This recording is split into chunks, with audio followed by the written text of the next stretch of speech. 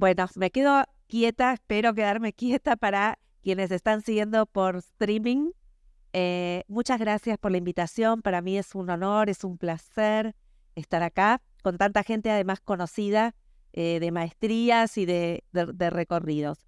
Mi idea es tomarme unos minutos para compartir con ustedes algunas reflexiones sobre estas transformaciones profundas que no solamente está trayendo la inteligencia artificial, sino también todo lo que tiene que ver con las tecnologías digitales, ¿sí? Entonces, me gustó este título que pusieron y que adopté de la didáctica encuadra a la inteligencia artificial, y nos vamos a preguntar permanentemente quién encuadra a quién y cómo se interencuadran. Lo primero que llamé hackeos de base y de buceo. Hackeos superficiales y hackeos profundos. ¿Qué hackea la inteligencia artificial generativa? La inteligencia artificial hace tiempo está, desde por lo menos 1950, que nosotros como seres humanos estamos tratando de generar máquinas inteligentes, donde, como sabemos, la pregunta es, ¿qué es la inteligencia? ¿Y qué sería una máquina inteligente? ¿Y por qué dotamos de inteligencia al celular? Y hablamos de celulares inteligentes. Pero hay un cambio importante en el chat GPT, que trae otros desafíos que no son tan sencillos como el de Turing, el de ELIZA y distintos programas que se hicieron de inteligencia artificial. ¿Qué trae de distinto? A simple vista, uno podría decir, estamos inmersas en un mundo permanente de inteligencia artificial, donde el celular nos indica qué camino hicimos, cuándo viene el próximo colectivo, qué restaurante tendríamos que ir porque nos gustó tal, etcétera, etcétera, cuál es nuestro próximo libro a leer, y todo lo que tiene que ver con los algoritmos que anticipan, y nos anticipan en función de conocernos, y nos conocen porque dejamos dato y dejamos huella digital. La diferencia, y acá está el hackeo de buceo más profundo, es que el chat GPT o GPT lo que vino a hackear es algo mucho más profundo, y es el sistema operativo humano, que es el lenguaje. La predictibilidad de este chat hace que cuando nosotros damos algunas instrucciones, aprenda sobre la base misma del lenguaje. Y el lenguaje, en parte, es nuestro sistema operativo, porque el lenguaje, diría Vygotsky, es pensamiento. No hay pensamiento sin lenguaje. Entonces, este es el primer hackeo profundo que tenemos. ¿Qué nos hace humanidad? El lenguaje, la comunicación. Hay un cambio profundo que tuvo que ver con la escritura, pero también tiene que ver con el lenguaje, el pensamiento, los modos de pensar. Y esos modos de pensar están poniéndose en juego, cuando ya directamente tenemos la posibilidad de un chat que sobre la base de ese mismo lenguaje puede predecir, puede escribir y puede construir más lenguaje. Vamos a tener esta idea acá, la vamos a seguir trabajando y profundizando, pero yo quería que entendiéramos de qué se trata este hackeo profundo y que nos hace preguntar qué humanidad queremos ser en los próximos años, porque se trata de algo profundo en lo cultural, no solo en lo didáctico. Entonces, este es el primer tema. El segundo tema, casi estoy realizando un preámbulo antes de entrar en el tema profundamente, es el de los sesgos. Se le atribuye mucho a la inteligencia artificial el tema de los sesgos. Están los datos sesgados en función del estudio que se hace. Y por eso hay también campañas políticas que se logran y que se ganan por estos sesgos, ¿no? Y por esta lectura de estos sesgos bueno, me dirijo a adolescentes, me dirijo a tal público, tal público, tal público. Pero acá lo que yo quiero traer en discusión es que también hay una miopía y un sesgo didáctico. Y ese sesgo es humano, no es del chat y no es de la inteligencia artificial. El sesgo o la miopía de pensar que la enseñanza sigue siendo la explicación. Y a pesar de la pandemia, con todo lo que sacudió, no logra mover ese modelo explicativo, reduccionista, que tenemos sobre todo en la universidad, pero también en otros niveles, que si no hay un docente hablando, un docente explicando, no hay clase. En pandemia muchas familias veían los Zoom, veían los mitos, lo que fuera, los encuentros sincrónicos, y si no veían un docente hablando, decían, pero hay clase, ¿tenés clase? ¿Y qué es la clase? ¿Qué es la enseñanza? El reduccionismo de pensar que aprendizaje es rendimiento, que un alumno o una alumna cuando rinde bien aprendió. Todos esos sesgos, esos reduccionismos, son humanos. Entonces, acá también entender que el sesgo es mutuo.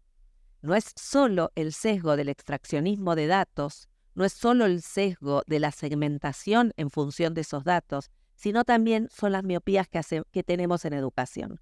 ¿Qué miramos cuando enseñamos? ¿Qué entendemos de nuestra enseñanza? ¿Qué diálogos establecemos con nuestros estudiantes? ¿Qué clase estamos pensando, estamos proyectando?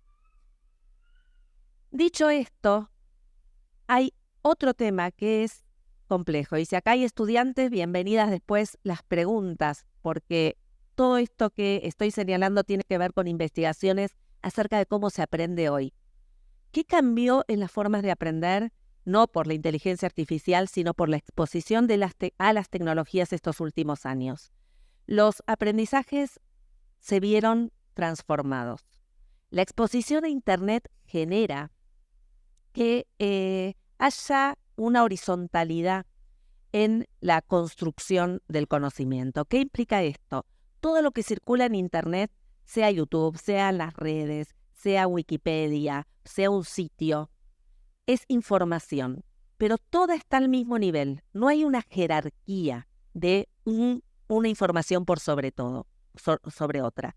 Esto genera una horizontalidad que desjerarquiza, porque nuestros estudiantes hoy tienen un tema y un problema vinculado con esta construcción de conocimiento jerarquizada. ¿Qué diferencia hay en los procesos de aprendizaje que asocian más que comprenden? La comprensión, para comprender un tema, se necesita una mediación cognitiva y la transformación de esa información a conocimiento. Para transformar la información en conocimiento se necesita una estructura cognitiva, se necesita un marco epistemológico, se necesita entender qué es más importante que qué. ¿Cómo jerarquizan? ¿Cómo entienden qué es un concepto, qué es un ejemplo? Muchas veces preguntamos y les da lo mismo si es un ejemplo o si es un concepto, y nos enojamos.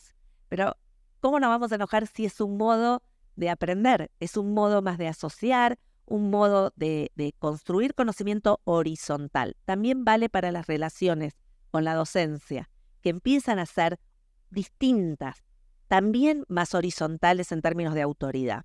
Pero no me voy a meter en esto, me voy a meter más en esa horizontalidad, a la que se le agrega el problema de la fragmentación. Esta información además está fragmentada, no está en un único lugar. No estaba antes tampoco. Cuando nosotros íbamos a la biblioteca, buscábamos un libro, íbamos a un fichero, estoy hablando de cuando yo aprendí, que no existía todavía Internet, implicaba que cuando te daban el libro, quizás ese libro no te servía, quizás también recurrías a una fuente, pero hoy toda esa fuente está a un clic de distancia.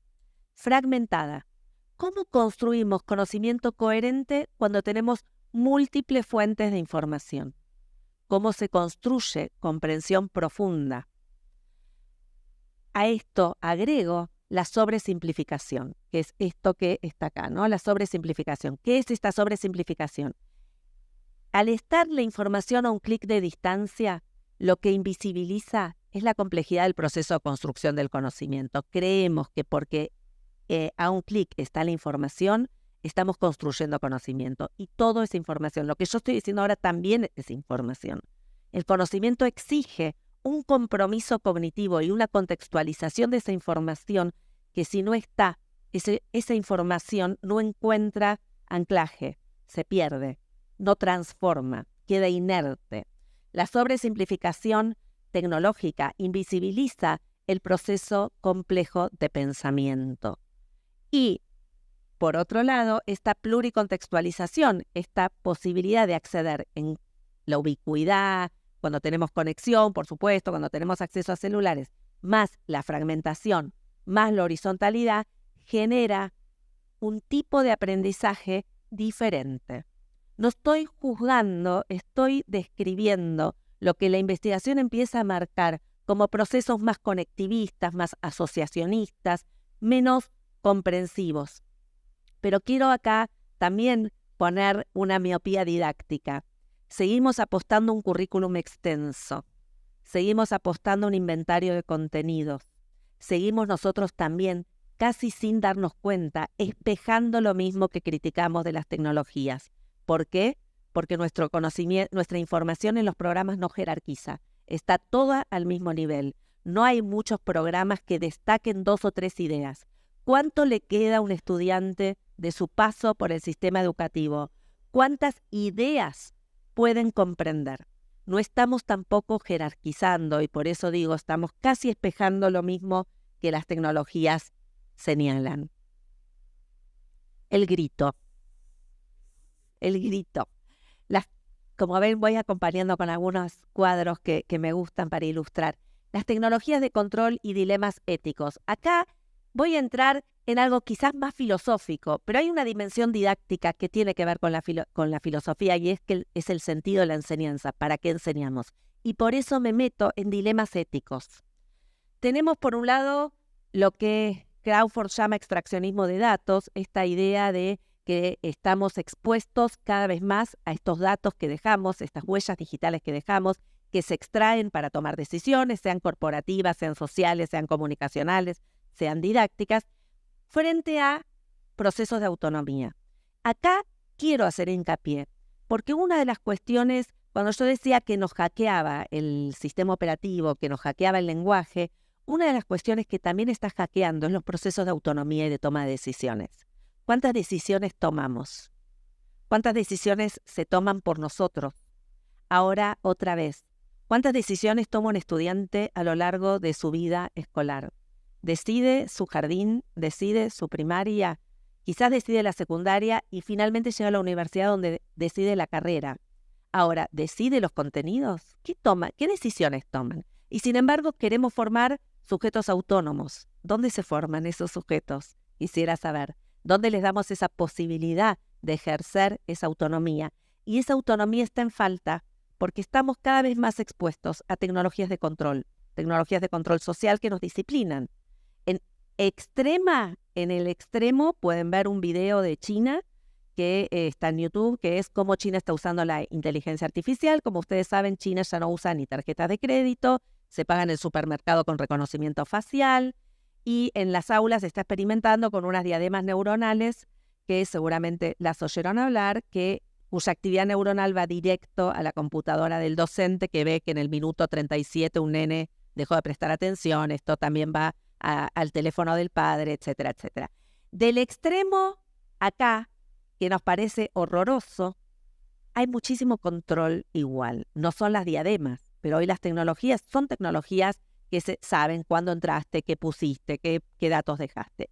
Entonces, frente a todo este extraccionismo de datos, ¿cómo generamos procesos de autonomía?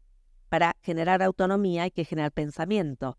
Hackeado el lenguaje, ¿qué tipo de pensamiento? Me van siguiendo, es un hilo recurrente, espiralado que quiero instalar.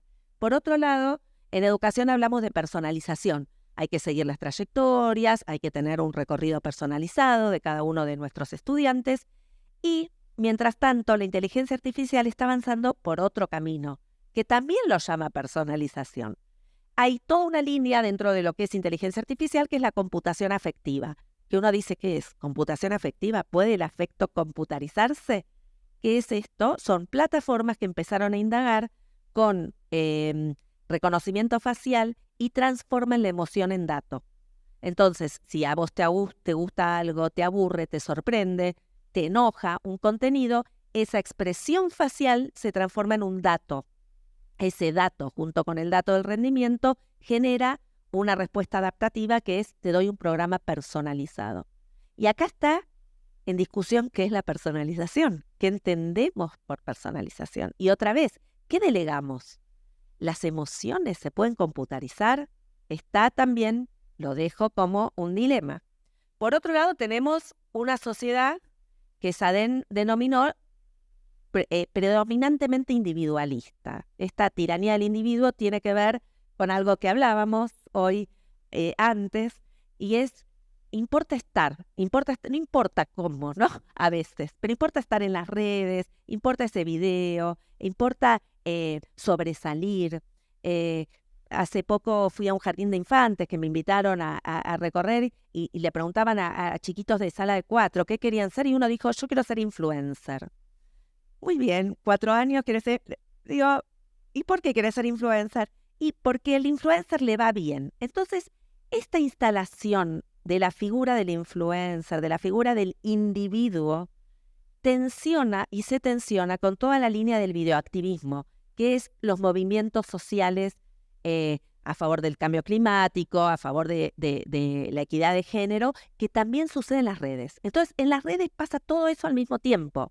Sujetos que quieren sobresalir y pegarla, ¿no? Y decir, bueno, con la tensión de un videoactivismo. Entonces, estas tensiones de extraccionismo, autonomía, personalización, computación, discursos totalizantes en clave selfie, porque hay discursos que quieren instalarse como los discursos predominantes en estos temas, en tiempos en que qué es totalizador y qué es individualizable, qué es personal y qué es colectivo. Y vuelvo al último dilema, que es tutoriales autoasistidos y brújulas didácticas. La inteligencia artificial hace tiempo que tiene lo que se llaman tutorías autoasistidas. No son los bots, ¿no? Que además el 1, el 2 son un poquito más sofisticadas, pero lo que hacen es, dejaron de tener tutores. ¿Por qué? Porque entre el reconocimiento facial de las emociones, el rendimiento académico y la personalización del trayecto, se puede hacer vía inteligencia artificial. Y acá la pregunta es, ¿qué hacemos como docentes? Voy a traer algunas respuestas y después las vamos a discutir en conjunto. Pero fíjense qué tensiones tenemos. Son tensiones que no son solamente instrumentales. ¿Qué voy a hacer con el chat? ¿Cómo uso el chat?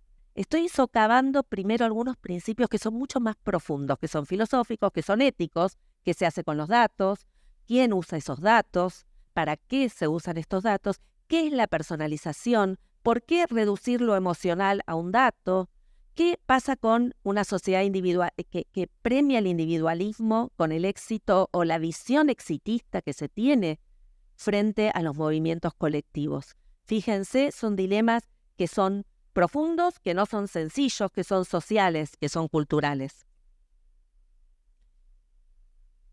Y acá Dalí, con sus relojes, estoy haciendo un esfuerzo enorme para no moverme del lugar por el streaming. Sí, Javi, vamos a nuestros relojes.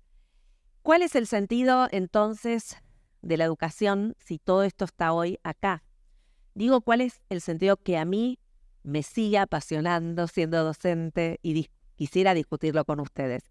Yo hoy, antes de la charla, charlábamos un poquito informal y les decía que si alguien tiene que tomarse un tren para llegar a mi facultad, que en la UBA pasa mucho, que hay del conurbano, y en ese trayecto de 1 hora ya leyó el libro que la docente repite en la clase, ¿cuál es el sentido de esa clase? Entonces, el sentido de construcciones más creativas, con diálogos auténticos, y yo creo que acá hay algo, y hay estudiantes, y me gustaría que esto lo discutiéramos. En algún momento dejamos de dialogar con nuestros estudiantes y además entre nosotros. En algún momento como sociedad dejamos de escucharnos, dejamos de entendernos, dejamos de hacer un esfuerzo por escuchar al otro y entender desde qué posición la otra persona piensa, porque anulamos el pensamiento. Otra vez, discursos totalizadores.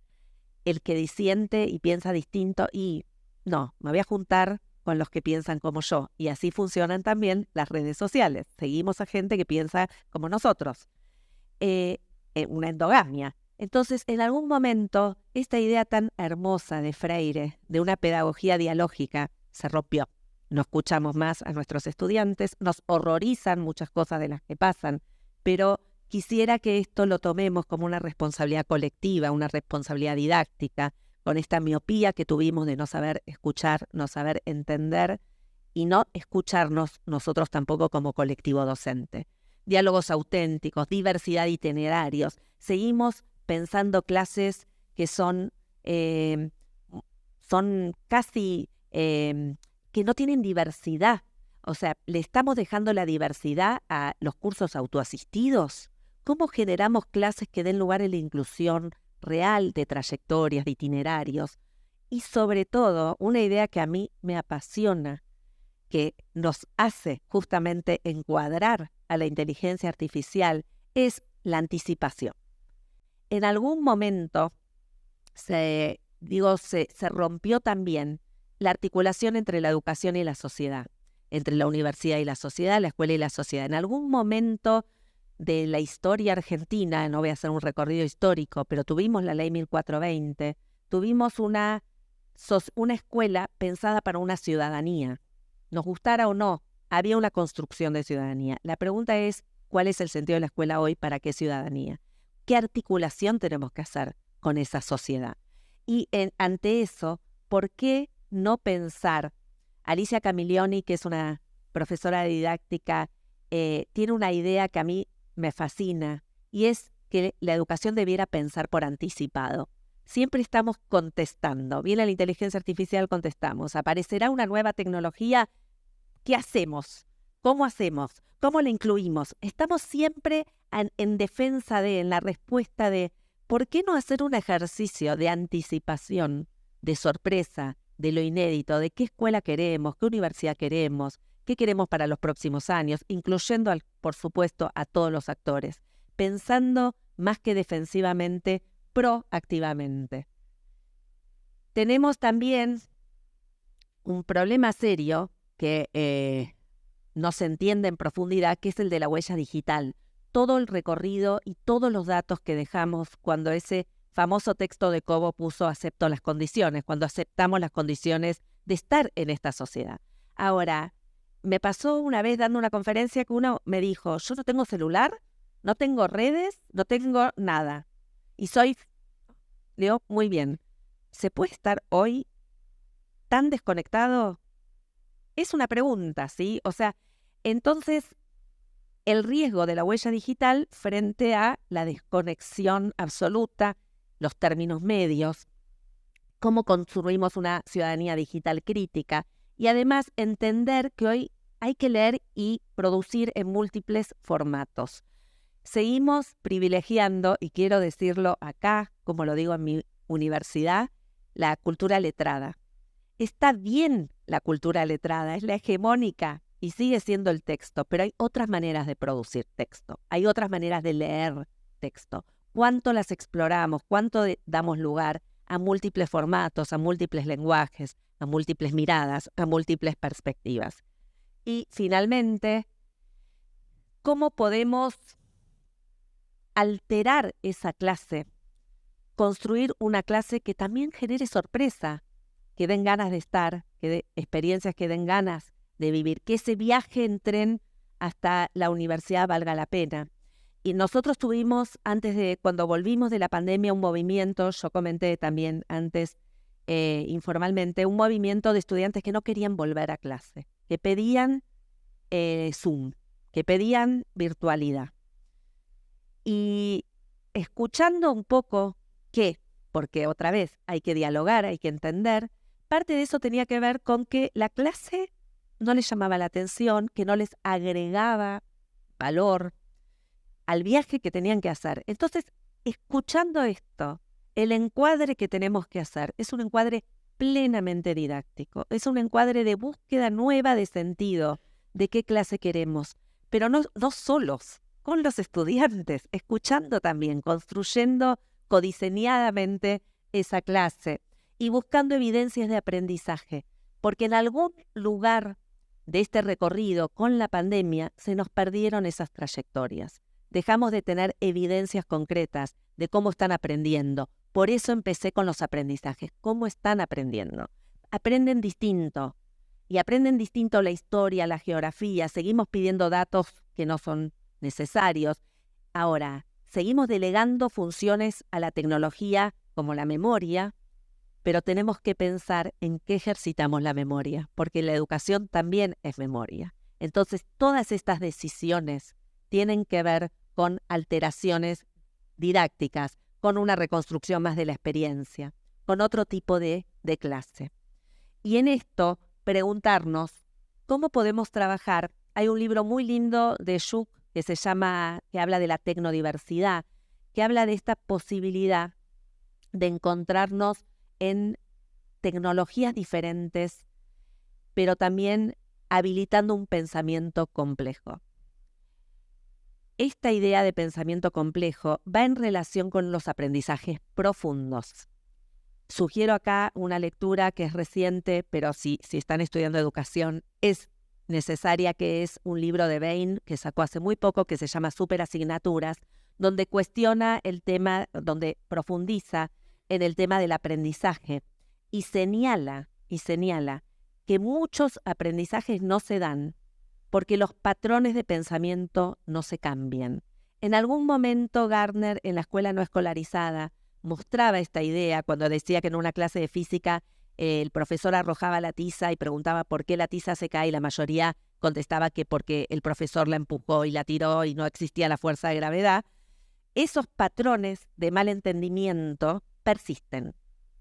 ¿Por qué persisten? ¿Por qué no transformamos? Porque seguimos pensando una didáctica y un currículum cada vez más extenso, vuelvo a esta idea, más maximalista, menos profundo en algunas habilidades y menos centrado en esta posibilidad de generar habilidades que tengan valor. Yo hoy, en la actualidad, desarrollo videojuegos. ¿Por qué me gustan los videojuegos? Por un montón de cosas, además de que me divierto y tengo placer. Yo digo, ¿por qué no puede haber placer en aprender? ¿Por qué no nos podemos divertir cuando aprendemos? ¿Por qué no podemos experimentar, hipotetizar, arriesgándonos?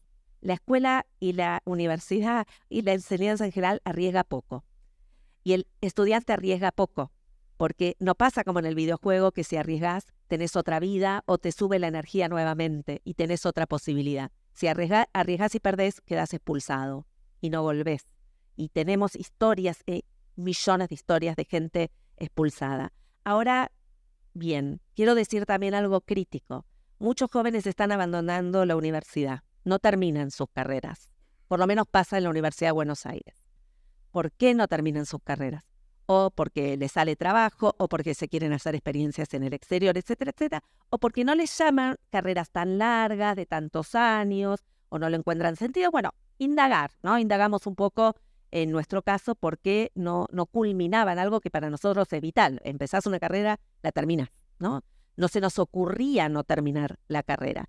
Parte de eso es que no le encuentran sentido. Recuperar el sentido sí es una obligación nuestra de la enseñanza con los estudiantes. Recuperar el sentido tiene que ver con esto que yo decía, la articulación entre lo que enseño y lo que está afuera en ese mundo del trabajo. Los videojuegos te permiten, por ejemplo, tomar decisiones, hipotetizar, tener autonomía. Otra vez, algunas habilidades que creo que en las que nos vamos a tener que enfocar mucho más los próximos años. Tenemos entonces 3 grandes ejes. Los algoritmos, que lo que nos ponen es una automaticidad, un control de la información, una segmentación de esa información. Tenemos decisiones que tomar, la autonomía, la autoconfianza, la autorregulación, capacidad crítica, sorpresas creativas y fracasos productivos. ¿Qué es todo eso? Decisiones a tomar de qué enseñanza queremos, cómo queremos que la didáctica encuadre a esta, cómo me gustaría a mí que la enseñanza encuadrara la inteligencia artificial, generando autonomía, que tomen más decisiones, que participen en el currículum, en las actividades, que codiseñen, pero también fomentando la autoconfianza. La autoconfianza es la posibilidad de decir, puedo hacerlo, no puedo hacerlo. Acá también la evaluación, mostramos lo que no se puede hacer, lo que no logran, no lo que logran o lo que logramos. La autoconfianza, la autorregulación es la posibilidad metacognitiva de poder tomar decisiones respecto de cuáles son las mejores estrategias que tengo para aprender. Algunos estudiantes tienen esa autorregulación empobrecida, no tienen muchas estrategias, para aprender. Parte de eso es porque, por un montón de cuestiones de la trayectoria, pero parte también es porque las consignas que damos se reducen año a año. Damos las mismas consignas, usamos determinados verbos comando, analice, clasifique, y hay otras capacidades que quedan excluidas. Esas capacidades que se excluyen son capacidades que después no se incorporan para poder tener más alternativas de decidir cómo quieren o cómo pueden aprender algo nuevo. Capacidad crítica que va a ser cada vez más necesaria, capacidad crítica, incisiva, de pregunta. Otra vez, volviendo a Freire, una pedagogía que privilegie la pregunta. ¿Cuántas preguntas formulan nuestros estudiantes? Preguntas genuinas. Llegan a la tesis, y quiero decir porque soy directora de tesis, y les cuesta muchísimo formular una pregunta original. ¿Y dónde se formaron para preguntar? Y para generar una buena pregunta. Otra vez, ¿dónde se formaron? Para tomar decisiones, para formular preguntas relevantes. Sorpresas creativas, que la clase sea también algo que sorprenda, pero también nuestros estudiantes nos pueden sorprender. Que tenga algo de anticipación, algo de creación, algo de experimentación. Y Bain habla de una idea que a mí me gusta, que es esta del fracaso productivo, que es que hasta que los patrones de pensamiento que tenemos no fracasen, no se aprende. Y muchas veces no damos el tiempo a ese fracaso porque ese fracaso es un 2. Pero, otra vez, miopía y sesgo. Atamos el aprendizaje al rendimiento. El problema del aprendizaje es que no se da en el marco de un cuatrimestre. El aprendizaje se va dando, ¿no? Vamos a caballo de ese aprendizaje y muchas veces tenemos el corte de la acreditación y no se condice con lo que tienen o pueden aprender. Pero esta idea de fracaso productivo, que ya también la tenía Piaget cuando hablaba del error, es algo que asumimos teóricamente y no lo ponemos en práctica. Nos cuesta fracasar, nos cuesta una clase que sale mal, al estudiante le cuesta cuando un examen no le sale bien. Y la idea más profunda es poner en cuestionamiento los patrones de pensamiento que se ponen en juego en una clase. Patrones en historia, en matemática, en lo que sea, en la didáctica. Hay muchos patrones que no terminamos de poner en juego y bueno, en este punto la perspectiva es mucho más experimentación, mucho más toma de decisiones y tomar el prompt. El prompt son las instrucciones que se le dan a estos al chat, por ejemplo. El prompt como instrucción es una pregunta. Cuando el prompt es bueno, la respuesta es mejor.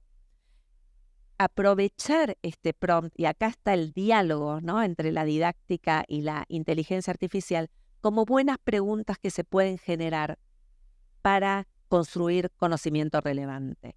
Vuelvo a decir, construir una buena pregunta no es algo tan sencillo en un campo de conocimiento. Es lo que hace que la investigación avance. No es tan sencillo. Ayudar a construir buenos prompts, buenas instrucciones, puede ser un primer camino de oportunidad, aunque el fracaso sea productivo. En estos mapeos, y voy a ir ya yendo cerrando los temas que abrí, hay dos cuestiones que son vitales, o creo que son vitales, o van a ser vitales los próximos años. Estamos frente a Big Data, grandes volúmenes de información. Lo más relevante y lo que hoy la investigación y muchos teóricos están señalando es que hay que ir por small data. La información más precisa, más valiosa, no es toda esa información. Detectar lo valioso en una maraña enorme de información es algo en lo que vamos a tener que centrarnos. La pregunta, la información precisa, una analítica de datos que podamos confrontar, los campus virtuales, todo lo que tiene que ver con inteligencia artificial nos da muchísima analítica de datos. Hay mucha gente trabajando hoy en analítica de datos, data science, etc. Nosotros también en educación tenemos que meter las manos en la masa y entender qué datos arroja un campus, qué datos arroja la inteligencia artificial, cuáles de esos datos son valiosos, cuáles faltan, cuáles evidencias de aprendizaje necesitamos que no están en los campus virtuales. Hay que meterse un poco más a entender esos datos. No implica que seamos programadores, implica que veamos qué datos arroja, qué datos están ausentes, por qué esos datos y no otros, y entender qué queda fuera de esos datos, que hay un montón, porque los campus virtuales arrojan pocos datos, aunque son muchos, de cuándo entran, de qué hacen, etcétera, pero no arrojan acerca de qué aprendió. ¿Cómo sabemos que un estudiante aprendió? ¿Qué evidencia tenemos? Otra vez, no de que rindió bien, de que aprendió. Tenemos que empezar a entender con nuestros estudiantes, no sin ellos, cómo están aprendiendo y cuáles de estos aprendizajes creemos que van a ser relevantes. Yo me hago la pregunta de qué aprendizajes van a ser relevantes y cuáles van a ser irrelevantes en los próximos años. Creo que es una pregunta que nos tenemos que hacer como colectivo docente. Hacer un diseño experimental un poquito más, un diseño didáctico un poco más experimental, arriesgando un poco más a clases distintas, a clases que sorprendan, a clases codiseñadas. Nosotras por lo menos estamos experimentando mucho esta idea de clases en las que cambiamos el frente de la clase, nos vamos a los pasillos, nos vamos a dar una clase a un museo, hacemos un mapeo en la ciudad. O sea, empezamos a abrir mucho más el muro que todavía existe entre la escuela, la universidad y ese afuera. Y sobre todo a mí hay una categoría que construí que me gusta, es esta idea de tatuaje cognitivo. Si recuerdan o leyeron alguna vez a Bradbury en El hombre ilustrado, él cuenta esa historia de ese hombre ilustrado que cada tatuaje era una historia. A mí me gustaría pensar que nosotros también estamos tatuados por la escuela, tatuados por la educación. Tenemos un montón de recuerdos. Esos tatuajes, algunos son visibles y otros son invisibles. Algunos son tremendos por angustias que pasamos y algunos son maravillosos por cosas que aprendimos. Quisiera pensarnos como esos sujetos con ese hombre ilustrado, mujer ilustrada, que tiene esos tatuajes marcados con buenas experiencias, con construcciones de conocimiento valiosas.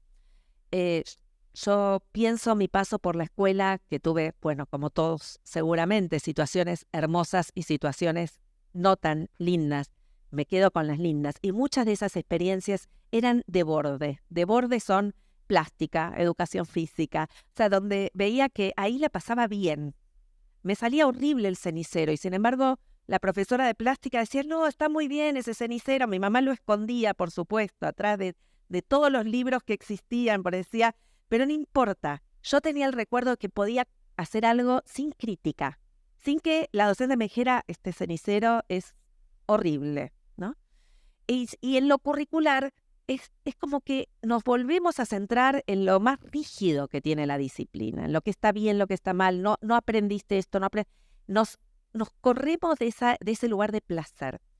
Dice Freud que sin deseo epistemofílico no hay aprendizaje, sin deseo de conocimiento no hay aprendizaje. ¿Cómo despertamos ese deseo de aprender en nuestros estudiantes? Preguntémonos, porque eso no lo va a hacer la inteligencia artificial, lo tenemos que hacer nosotros. ¿Cómo volvemos a despertar la pasión por conocer algo? La pasión nuestra, ¿cómo la recreamos como docentes? Son tatuajes, son marcas que me gustaría que fueran maravillosas para que nuestros estudiantes quieran estar adentro, quieran dedicarse a la educación y quieran seguir formándose. Los desafíos que tenemos son múltiples.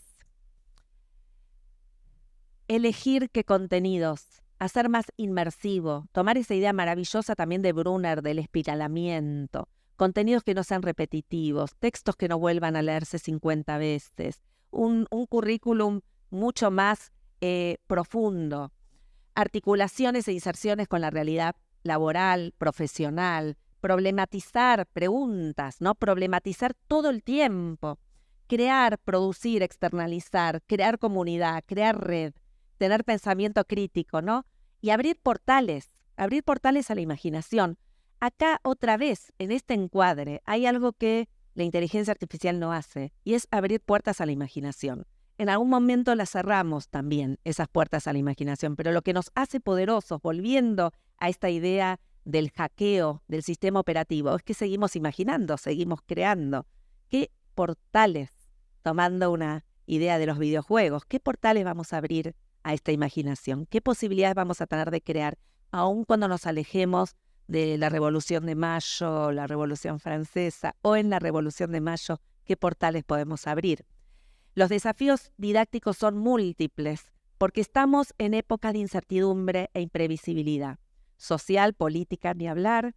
En estas épocas de imprevisibilidad, dice Moren, hay que transitar la incertidumbre. Nos cuesta, cuando estamos en momentos de incertidumbre, como fue la pandemia o como son momentos como ahora, que no tenemos certeza de cómo va a ser el 2024, uno vuelve a lo conocido, a esos patrones, vuelve a rigidizarse, ¿no?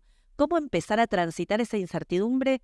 No digo con placer, pero sí con cuestionamiento, con preguntas, alentando, yo digo, la sorpresa y el deseo. A mí me preocupa el deseo. Me preocupa porque me gustaría ver en mis estudiantes caras ávidas de conocimiento, preguntas todo el tiempo, interpelaciones críticas. Pero ¿dónde van a estar si no las genero? Si no promuevo ese diálogo, si no les pregunto qué les interesa, si no les pregunto qué los motiva a venir acá a estudiar, si no los escucho, si no nos escuchamos. Otra vez ese diálogo empático. Alentar la sorpresa, la respuesta adaptativa como oportunidad, o sea, tomar estos tutoriales adaptativos, todo lo que, para empezar a intentar comprender por dónde va esta respuesta adaptativa. La inteligencia artificial trabaja todo el tiempo con una respuesta adaptativa. ¿Qué es esto que te lee el dato, responde en función de ese dato, se va adaptando a ese dato? Nosotros no podemos hacer lo mismo otra vez espejadamente como hicimos con los aprendizajes. Si la horizontalidad es un signo de época, si no hay jerarquía epistemológica, si no hay comprensión profunda, no podemos hacer lo mismo que las tecnologías. Tenemos una responsabilidad ética y política en la docencia. Y a los estudiantes en formación es lo mismo, ¿no? Tenemos una responsabilidad ética y una responsabilidad política fuerte. Por eso elegimos la docencia. Y la elegimos para que salgamos de estos sesgos, de estos reduccionismos, cuestionemos patrones y que haya un interencuadre entre esta inteligencia artificial y la enseñanza. Para mí es una oportunidad este debate. Por eso yo elegí, y les puedo mandar después, un montón de papers que te enseñan a usar la inteligencia artificial. Pero no quiero que solo pensemos en cómo usarla. Quiero que pensemos en cómo enseñamos, en cómo dialogamos con nuestros estudiantes, en cómo generamos ciudadanía crítica, en cómo nos responsabilizamos de nuestros sesgos, de nuestros reduccionismos, cómo planteamos una pedagogía casi freireana que vuelva a la pregunta y que vuelva al diálogo. Cosas sencillas y básicas, escuchar, que piensan, que sienten, que se preguntan, que interpelen el texto, que creen cosas que no existen, que creen la tecnología del futuro. ¿Por qué no? Si son de acá va a salir, de nuestros jóvenes va a salir lo próximo, lo que va a venir. Una dialéctica entre la enseñanza y la inteligencia artificial. Por último, ya cerrando, aprendizajes profundos con articulaciones significativas, con diálogo, empatía, esto ya lo dije, con diversidad para la inclusión, sin olvidarnos de una inclusión, de una escuela, una universidad, un sistema inclusivo, con desafíos relevantes y con transferencia lejana. Esto va en la línea del tatuaje cognitivo. Si cada uno de los que está acá piensa qué les quedó de su paso por la educación, de aprendizaje, no son tantas cosas, pero algunas cosas quedaron como a fuego, ¿no? Marcadas, y puede tener que ver porque les interesó, les gustó, la docente o el docente los incentivó, millones de cosas. Pero eso que quedó es transferencia lejana, es algo que queda a largo plazo. La transferencia cercana es, estudio algo, rindo, me va bien. Cuatrimestre que viene, vengo a Física 2 y me dicen, ¿pero no tuviste Física 1? Sí, pero esto no lo vi. No lo vi, no lo entendí, no lo aprendí. Transferencia lejana, tatuaje a largo plazo. Aprendizajes profundos, residuos cognitivos a largo alcance. Cierro con una brújula que señala los 4 puntos cardinales. El norte. El norte es colectivo. No podemos hacer esto solos en una sociedad que fomenta el exitismo, donde hay baja tolerancia a la frustración, nos frustramos rápido, hay bastante inmediatez en la respuesta. La respuesta es de colectivos, ¿no? Estos colectivos que crean, escuchándose un poco más, recuperando algo que pasó, a mí me gustó mucho que pasó en pandemia, es que documentamos